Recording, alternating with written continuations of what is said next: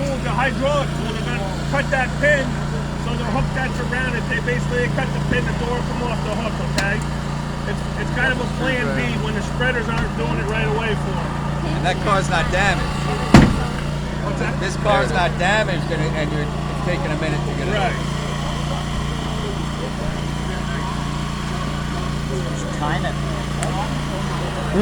We should time it. Oh no, I'm recording. Yeah, I'm timing it. I'll be pushed over there. It's a crap. It's blanket boy. Oh no, I have real stuff on my YouTube channel of actual cars being taken apart by. Huh? You're a YouTuber? Well, well, yes No. and no, because I'm a stringer, so basically I go to the scenes, have my amber lights on, and I start filming. But other people film as other people are being dragged out of the situation. I don't do that. Where do you live? I live in New Baltimore in Greene County. I know what that is. I've been there before. I'm actually a volunteer firefighter for Stuyvesant Falls. Well, I used to be a volunteer firefighter. Now I'm not. I had some problems, so I'm a volunteer firefighter for KO I love doing it. I'm trying to get back in. I have blue and amber lights set up, so it looks like I'm a cop, but actually I'm not, and I don't even have a siren, and it's perfect. So I don't even have to honk my horn, nothing for people to get out of the way. I just do the normal speed limit. People instantly pull over. So worried because they didn't disconnect the freaking airbags. No, they can't. They can't get it. Airbag is in the oh fuck, what's it called? In the beam right there. Still, It ain't gonna affect it as long as it doesn't shatter. I went to a car accident with a father and his two kids. The car was up against the tree, and one of the branches was in the car. So The two kids to the back seat. I was arriving on scene, and as we got called out, they put out second immediately. Here they go. Unresponsive They're male cutting the roof motorcycle off. accident, and I showed up, and We have no idea. what? Who? Me and Claudia tried to. Yeah. There's a way to connect it without going from the inside. You can go from the Well, engine. yeah. It's a lot harder to do that. Still works. Oh yeah, I think they're probably getting the food Snyder got for us. You guys McDonald's for the last day. Cutting the roof is one of the funner parts about it, but the pain is Damn! and that is fun. We have to do that in case the door, if we can't break it open with the jaws, we have to get in there quick because there's probably a spark going on. We have to shatter glass and open from the inside, like really hard. It's a glass.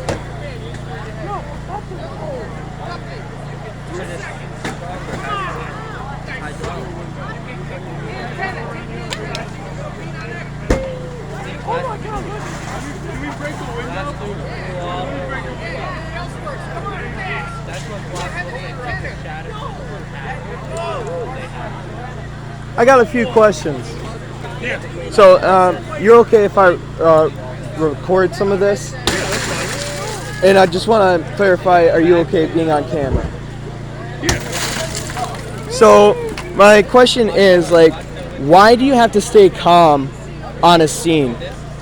So, being calm on a scene is pretty much the same as trying to be calm and keep your control no matter where you are. Yeah. All right? You want to be able to think through things and think ahead and make a plan of action without getting distracted, okay? Mm-hmm. That's one reason. The other reason is that when you're going to a scene like this, someone else has been in the accident. It's been traumatic or unsettling for them. They might be hurt. You know, sometimes they're very nervous and they're looking, they want to know that everyone else around them feels that it's controllable, someone's going to take care of it, it's going to be okay. So you want to make sure that you're not in an agitated state the same as the person who was in the accident, because it makes it tougher for them. Yes, it does. Yeah. The way I put it is like when you lose your cool, everyone else around is gonna start freaking out, and you don't want that in that situation. And you have to remember that as much as it's an unsettling situation and there's sirens and everyone wants to run to help, you still want to do it in a controlled manner. You want to try and be thought out and still go through a process, even though it might be happening quicker than normal. Yeah. You gotta have a cool-minded, straight face and everything. You gotta keep yourself focused on everything else that's going around you. That's one thing people don't In case something understand. does bad happen, like there's a spark or something, you have to notice that real fast before anything. Well, it's always about everyone being aware. Like I told you in the beginning, you just have to Yeah. pay attention to what's going on around you. And keep an eye out. Have you guys ever came to a methanol fire? Have you ever dealt with something like that?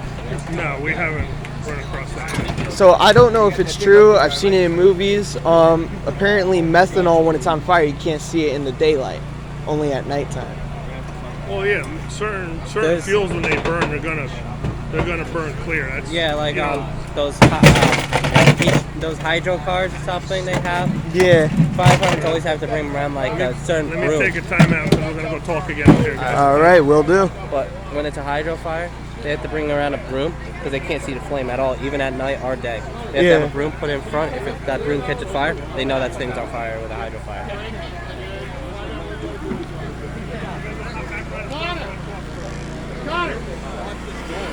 Come on inside. Get everybody. Sorry if I'm blocking your view. You can come back out. I see you later. Putnam, that's sharp. Get your hands off the top of that. Be careful there. Got it. Why didn't I know that? Grab the guys up. Head into the Huh? room real Why quick. didn't I know that beforehand? I didn't want to surprise you. Okay, Never learn. so few things about what went on. Right, just review quick. I asked it when it was happening. I said, what was the adjustment we made? It was correctly identified. Which came on the ground with a hat? He gave the answer before. One of our guys made an adjustment when we started taking the right?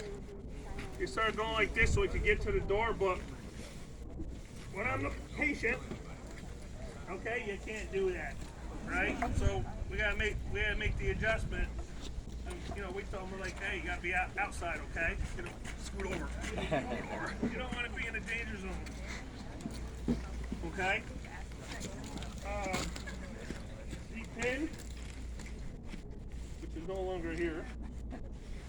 When they started spreading the door with the spreaders, it didn't want to come right away. It was kind of going not in directions we like, okay? So they changed course. They got the cutters, the big scissors. The pin that holds your doors closed, okay? They cut the ring to open the door. Same thing here. They cut the hinges instead of using the spreaders to basically just pull with brute force until they came off. When they came over here, taking out the B post, what it does, okay? Someone's in the front seat and they're larger or they have injuries where if you're in a seated position, you know, it's kind of tough sometimes to say unless you've been in the position. If your back really, really hurts or your arm is very, let's say injured, okay, say on this side, trying to tell someone, oh, go ahead, we're just gonna spin you 6 inches and have you come out this hole because there's a metal post here, they're not having it, okay? So when we take out this B post and make what we call the third door, we now remove that obstacle, and if we had to, we can either cut, or if we still have the electronics, we can lean the seat back, and you could actually take, instead of asking the person to, instead of asking someone to try and go like this and twist, we can lay them back on a backboard and take them out at an angle, nice and flat. Okay? So that's one of those deals where we talk with EMS and we talk with the patient and we figure out what's going to be best for the patient. Okay? It's not about us just wanting to come cut a door and start clapping our hands and say we did our job, because there's a lot more to it than that sometimes. when they were cutting the bottom of this post, anybody pay attention to what they were doing or what you think they had to do to finish that? It's a little bit wider on bottom. Did they get from one side or did they have to cut from both sides? Both sides. Both sides. The guys asked me the question on the back side here, right? Bigger vehicles, pickup trucks, it's even wider than that. So it's not always one cut. Sometimes you got to go from both sides. Sometimes we do what's called the pie cut, right? You cut a V, you take that little piece of the metal out, and then it's a wider hole so you can put your tool and go further along the metal, and you kind of cut your way in. So sometimes you got to do it in bits and pieces, and it takes a few minutes. That being said, for the most part, most of this right now was probably in 10 minutes or so max, okay? Sometimes we get to car accidents and it's a lot more involved, and it takes us 30 or 40 minutes to finish getting the vehicle to a point where we want to safely take the patient out. Sometimes it's very quick. It always depends on what you encounter.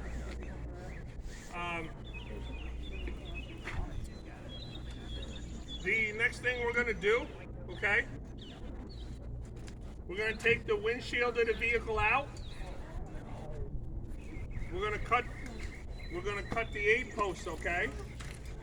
After we cut these front A posts, we're going to come back here and we're going to make a cut, I'm going to say right about here, okay? On each side. We call that a relief cut because what we're going to do is once we get the windshield out and these 4 cuts made, we're going to hold the bar here. What we're going to try and do is take the entire roof and flop it back like a sun top, okay? Point we want to do there is basically get more access if people are in the front seat. You see how I keep hitting my head on the roof just trying to get in and out, right? So if there's a patient in there and we really want to open it right up and get access to get into them, what we're going to do is instead of taking the entire roof off, we're going to try and basically make a hinge right here and flop the roof back, okay? John went around before, so you saw him popping windows. Okay, he had a little prick punch in there. Windows have a weak spot. When you hit them in that weak spot, they shatter like that, okay? When there's a patient in a car, you gotta tell them about what you're ready to do. A lot of times we get a blanket. We'll put a blanket over the patient and the EMS person, break the window, and then we'll continue on, okay? We just don't want to get the glass shards all over them. No one likes eating glass or going to the hospital with glass all over them. Windshields are different than your side windows. It's what's called laminated safety glass. Your windshield really is a piece of glass and it's got plastic. Sometimes in the middle and usually on the outside and inside. So that tool that we use will not shatter it. A lot of times you see the windshield, it's not shattered, right? It's spider webbed, it's dented. It looks broken up, but it's basically taped together. That's what that lamination does on your windshield. So that tool that John used to go around and take these windows out in about 5-10 seconds doesn't work. We're actually going to take, they call it glass master, which is pretty much a big saw. So we're going to cut the glass to remove the windshield. And once we get that out, we'll move on to the next steps because what's the windshield in this evolution we're going to do? What's the windshield doing to the vehicle for us right now? How's it working against us? In the way. What's that? It's in the way. It's in the way. Somebody else did something. I heard somebody. It's stopping us from feeling the roof because the windshield, right? It's a component of a vehicle. It's part of the building block that gives the vehicle the strength that holds everything else together. So even though we call it extrication, we're deconstructing the vehicle. We have to take pieces apart in a certain order too to make it easier to do what we want to do. So let's go ahead and do that. Take that. So one of the guys is going to use the saw. The other one is taking an axe. Chipping away. We're going around framing the whole windshield so we can get the windshield out. Really? What'll happen when we get to it? Put your glasses down, Chief. One or two guys will Yeah. He has the one that's inside the helmet too. That's the newer helmet. That's cool.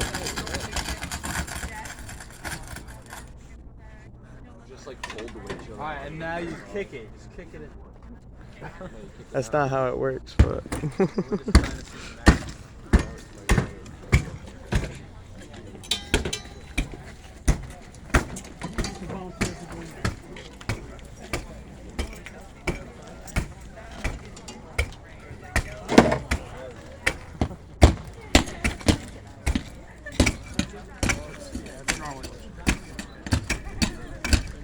One side makes a hole just to get started, and then you can get the big fat blade in there.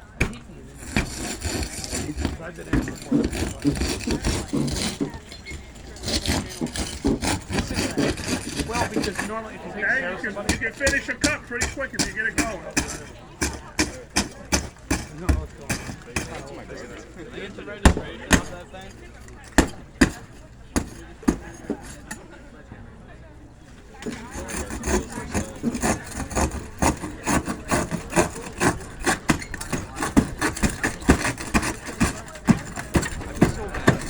lawnmower blade was really good.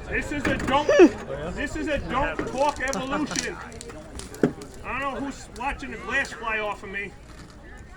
You talk or somebody talks to you, you get shiny things in your mouth, and it's not teeth.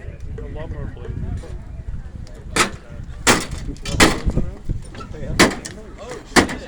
Windshield's out of the way, it's fine where it is, right? Because what we want to do, take the roof that way, get to the people in here. Are you folding the roof, or are you taking it completely off? We're gonna fold the roof, okay? It's a decision everybody makes, okay? If there's only somebody in the front seat, and I wanted to take the entire roof off, With a handcuff. I would have to cut 1, 2, 3, 4 pieces on both sides. I have to make 8 cuts. To fold the roof, I'm gonna cut 1, 2, 3, 4, and make a couple relief cuts, which are a little quicker than actual cuts. So I'm doing 4 to 5 moves instead of 8, and then I can get access to my patient. So for me, I'm making a decision about the time that it takes to allow us to get to the person we need. If there's people in the back seat too that we know we're gonna have to get to, then yes, we may do all those cuts and take the whole roof off, because down the road, and this is where it comes to looking at what you got and trying to plan yourself forward, but being able to make sure that you don't have to go back and do something twice. A post, B post, and then the relief.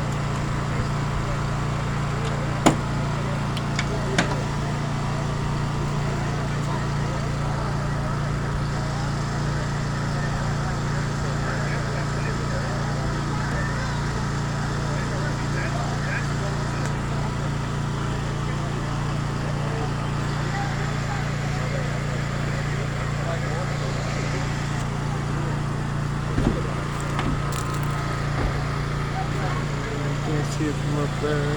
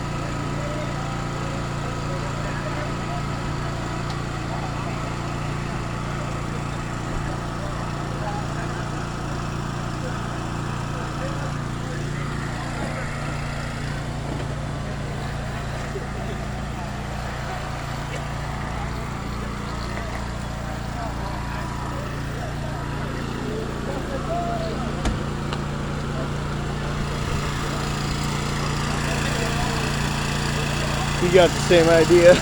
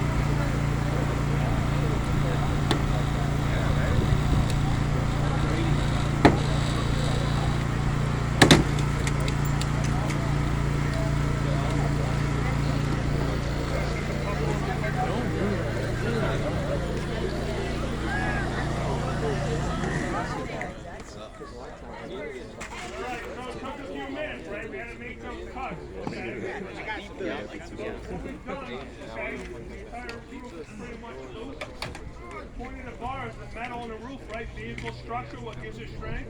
That bubble is still kind of holding it, so we're basically just putting a metal bar over it. Okay? And all I got to do is hold pressure on the bar, so instead of the bubble fighting with the metal bar, push the bubble down, and we're going to roll it right over the bar.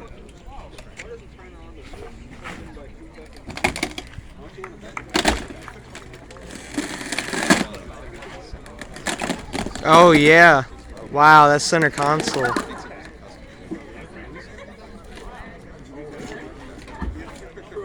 Damn.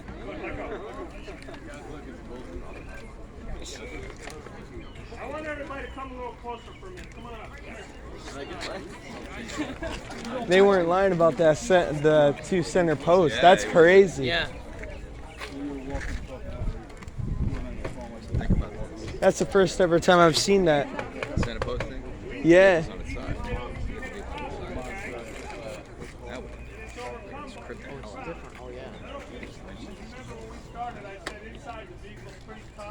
We got called to a What department are you with? I'm Greene County, Which department? New Baltimore. Well, it was. Johnny, I put water in the truck Oh, you did? on one of the Oop, side doors. sorry. On one of the side racks. Thanks. You can have coffee. So it was during the winter of probably last year. Winter They of your went. discontent. So the guy went into the ditch. We have our tools are attached to the truck. Our combine, our spreader, and our jaws of light. Their oil pressure. They didn't work. We had to use the winch of the truck to rip off everything. Why wouldn't they work? Don't know. We got to get in there and somehow cut these. Yeah, we checked them too. The night before they worked and everything. We just did a drill, and I'm wondering if power went out that night and it didn't charge the truck enough to do that. Because they don't work unless the backup generator's working. Hold it up in the air like this. So at least whoever's in the front, we can get to them a little better, okay? So, but the biggest thing is that That is a problem for Hey, how you doing? Just had my 2 McGriddles. I'm good. the whole original idea. was, Girls and orange juice. I'm all good. Live. Almost a half an hour. That's crazy. I'm gonna ask you your number and thing so you can send me the video take the entire roof, of okay? how they were doing the window. Running into this, the decision might be 5 seconds after seeing that. Don't get the rope. Don't try and hurt yourselves. Just pick the cutters up and keep cutting. And yes, let's take the whole roof now, okay? So you got to be able to kind of pivot and make those decisions on the fly. So if that center divide wasn't there, would you be able to fold the roof the way it is? Absolutely. If you think about most cars you get in when you look up, the sunglass box only goes about this deep. This is a minivan, right? It's a multi-passenger van. And those rails actually go about 5 or 6 feet back into the van. No You way. don't typically see that. That was like an extra feature somebody put in there. But it's basically, it's metal bars, right? So they're giving more stability to the vehicle. So therefore, if it rolls over, you still get minor damage, but not as bad. Well, how much damage you get is a function of a lot of things, but it does put added strength to the structure of the vehicle. So we're gonna leave it go here for right now, okay?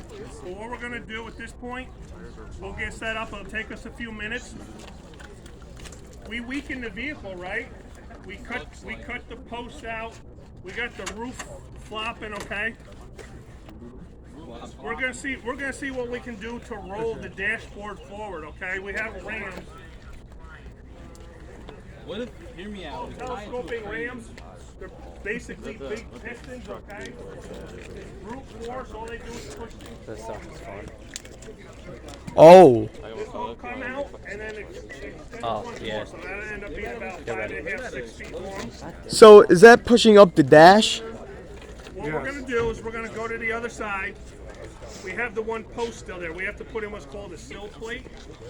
And we put the ram against the post and up here on the car, okay? And we're gonna start extending the ram, and the hope is it's gonna take the dashboard and it's gonna make the car go forward like this, okay? So if someone's in the car and their knees are this close to the dash, we may only take it 2 or 3 inches, enough that we could actually pull their leg out. Sometimes they're like this, right? You see them in a car accident, they say their legs are pinned. It literally might be like this, but if their leg hurts, you can't really play games with it. So if we can move the dashboard off 2 or 3 inches to go like this, then we can go ahead and pull them out. So that's what we're gonna do. No promises that we're not gonna have trouble because we weakened the vehicle, okay? This ram works on the premise that it can push against that post in the vehicle to do the spreading. If that post starts giving out or bending because we already got too far ahead with our cuts, then it may not work for us. But we're gonna see what we can do, and if you watch over here, what you're gonna hopefully see the car doing is starting to kind of go like a triangle like this. The front end's gonna go down and the dashboard, maybe only an inch or two, should go up. We're gonna see what we can do, okay? Fun part about this. We don't use nothing over here. Are you just going to do it on one side? Make your relief cuts on both sides. Yeah, We'll just see ram it on that side? Yeah, because I'm gonna see if there's support.